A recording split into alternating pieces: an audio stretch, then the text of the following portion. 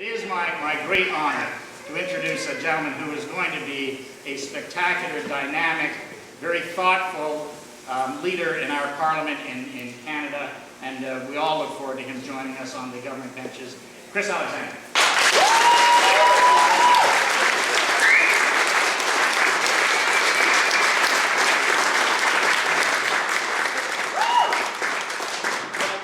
Thank you, ladies and gentlemen, all of you, for joining us here today.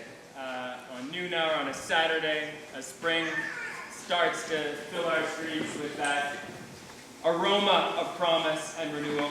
And I have to say, seeing so many people in this room today, in this office, for this occasion, to open a campaign that means a lot for Canada and means a huge amount for Ajax Pickering, is absolutely humbling for me as candidate.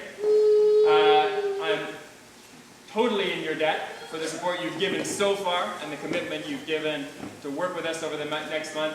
You are truly awesome. Thank you for being here today.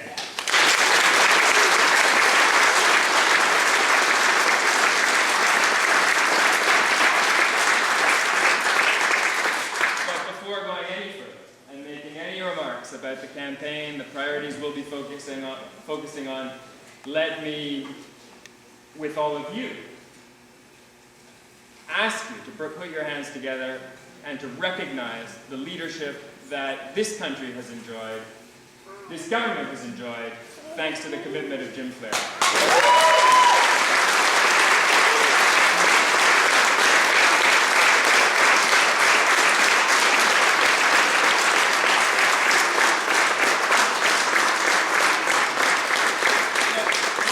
The opposition doesn't get it. They don't understand how close we came to disaster in this world, and even in this country, through this recent downturn. They don't know how, that's right, they don't know what could have happened here if our economy and our government had been in different hands at a time when the United States was on its knees. Europe was in crisis. The whole world in the worst recession that we've seen in peacetime, possibly since the 1930s. But I'll tell you one thing, the people of Ajax Pickering understand. They understand the importance of those economic issues. They understand what skill it's taken to keep taxes lower for businesses, families, pensioners, young people starting out in the workforce, to win back 500,000 jobs in sectors that are going to be competitive for us for decades to come, at a time when all the rest of the world, our normal partners and peers, were going through something much, much worse. And it's not just these international business magazines that have recognized Jim Flair as the best finance minister in the advanced world.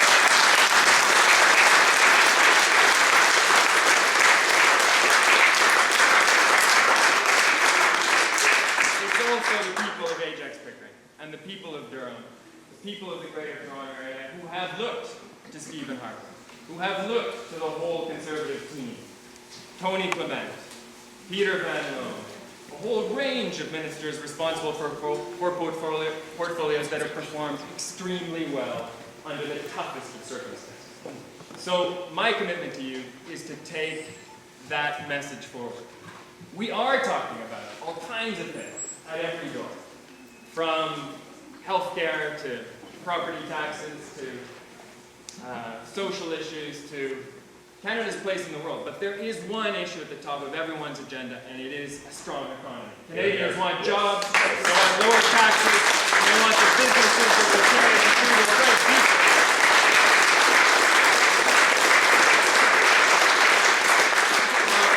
For us in Ajax, it gets pretty personal, because we have a great community, we have an extremely talented workforce, but we can do better. How many of you realize that 88% of our tax base comes from the residential side? We as taxpayers, property taxpayers, we feel it. And I don't think there's another major municipality in the Greater Toronto Area where business is now accounting for a lower proportion of that tax base.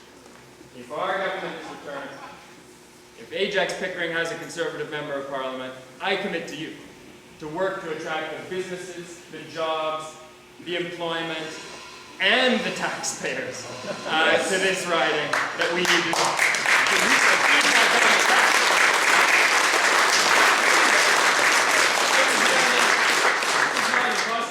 When Steve Parrish's father was mayor of this town, they set a goal, Renee Sutens remembers it, 50-50, residential business. We're not going to achieve that overnight. We're not going to achieve that even in a few years, but we can do a lot better than we've done in the last 5 or 7 years. We can make this an attractive place to work, to set up a business, as well as a great place to live. Now, there are other voices out there. There is an incumbent in this ride. And we've heard of it by his performance in Parliament. Some of us have followed it on television, but it's not the standard that most Canadians want to see among their parliamentarians. They want to see a parliament that reflects their values, that reflects decency, civility, and that doesn't lead to lawsuits. Yes. Now, if we're going to win this campaign, we not only need all your help, we're going to have to set the record straight. Because my opponent has been out there trying to mislead the people of Ajax Pickering and the population of Canada. He talks about US-style megaproducts. I'm sorry, but the program, the responsible program this government has put in place to make sure public safety is looked after in this country and our justice system remains as strong as it's ever been, is going to create 2,000 plus new spaces in existing institutions. We're not going to let that kind of misinformation overtake this debate and this campaign in Ajax Pickering. We're going to set the record straight, we're going to focus on public safety, and we're not going to let the people of this riding be misled any further. He talks about jets over families. I'm sorry, Minister, but I think you'll agree, there is no choice between those two items. Our commitment to families is absolute, and our commitment to giving the Canadian Forces the tools they need to do the job is equally absolute. Amen.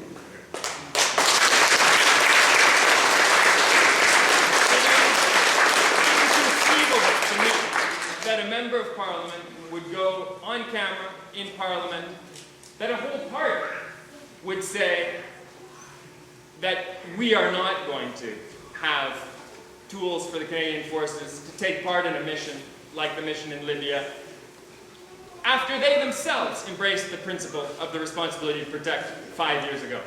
Excuse me, ladies and gentlemen, but that kind of hypocrisy will not stand in Ajax Pickering, and it won't stand in Canada.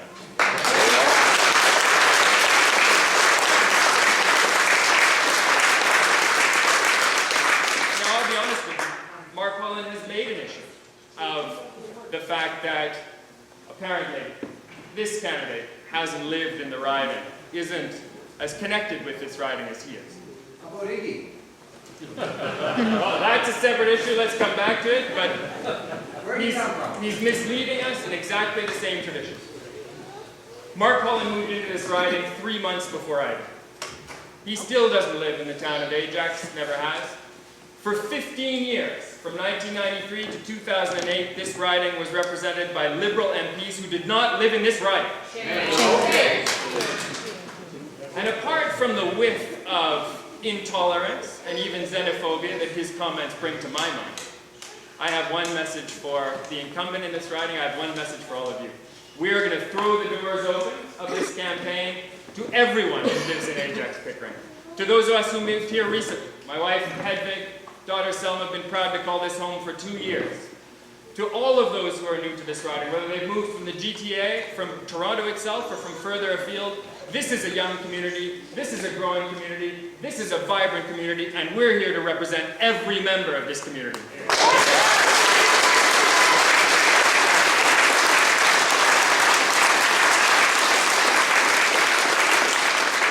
Ladies and gentlemen, it is a hard road ahead. Renee knows better than anyone, this riding has been close in the past. In the 1970s, Ryerson, you'll probably remember, it almost decided an election. 1972, it was a bigger riding, lost to our party by 2 votes. Let's keep that in mind. Every step of the way, every vote will count. And we have got to win in Ajax Pickering if we're going to have a chance of having the government we deserve across Canada. I'm asking you, join us to canvass. Join us to telephone. Paul Egley, our Riding Association president, will be leading the phone effort. We can win in Ajax Pickering. We can win in Durham and Ontario. And we will have the Conservative government we all deserve on May the 2nd. Thank you very much.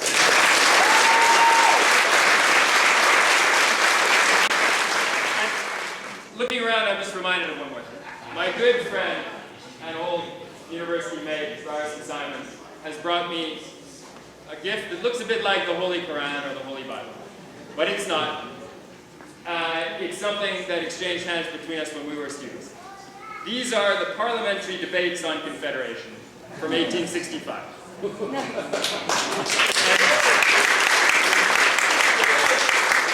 these debates, we would not be here.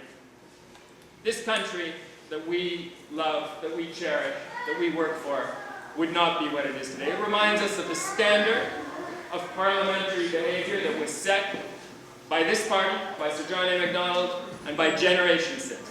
That's the standard we're going to be trying to hit in this election. Thank you, Ryerson. Thanks to all of you for being with us today.